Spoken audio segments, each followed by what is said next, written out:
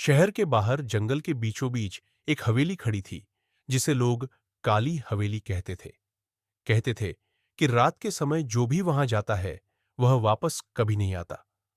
राहुल ने अपने दोस्तों की हंसी ठिठोली सुनते हुए कहा, ये सब सिर्फ अफवाहें हैं, चलो अंदर चलते हैं। जैसे ही वे अंदर पहुंचे, हवेली के पुराने लकड़ी के दरवाजे अपने आप चर्र चर्र करके बंद हो गए।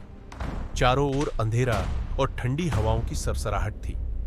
राहुल ने जैसे ही ऊपर की ओर सीढ़ियां चढ़ना शुरू की, उसे लगा कि कोई पीछे पीछे चल रहा है। जब उसने मुड़कर देखा तो कोई नहीं था।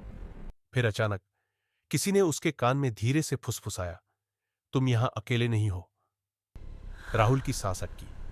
चारों तरफ काले कमरे थे, जिनमें से हर कमरे की खिड़की से फीकी रोशनी झलक रही थी।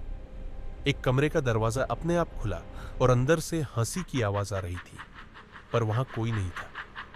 राहुल ने पीछे हटने की कोशिश की, पर हवेली के गलियारे ऐसे बदल रहे थे जैसे खुद उन्हें किसी भटकती हुई दुनिया में फेंक दिया हो।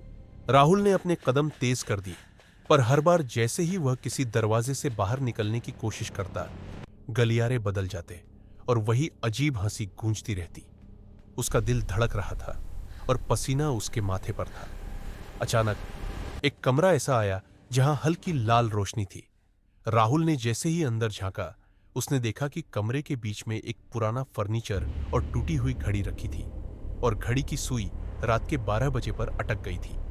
तभी कमरे के कोने से धीरे धीरे एक साया निकला। वो साया मानवीय आकार का था, पर उसकी आंखें सफेद धुंधली रोशनी से चमक रही थी। साया राहुल की ओर बढ़ा और बोला, तुम समय के जाल में फंस चुके हो।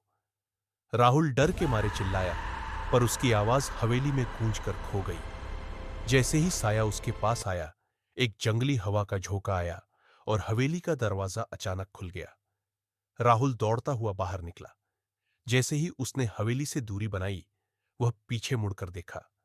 हवेली पूरी तरह से गायब थी। वहां सिर्फ धुंध और सन्नाटा था। राहुल ने कभी भी उस हवेली को फिर नहीं देखा, और न ही कोई बता सका कि रात के 12 बजे हवेली में क्या हुआ था।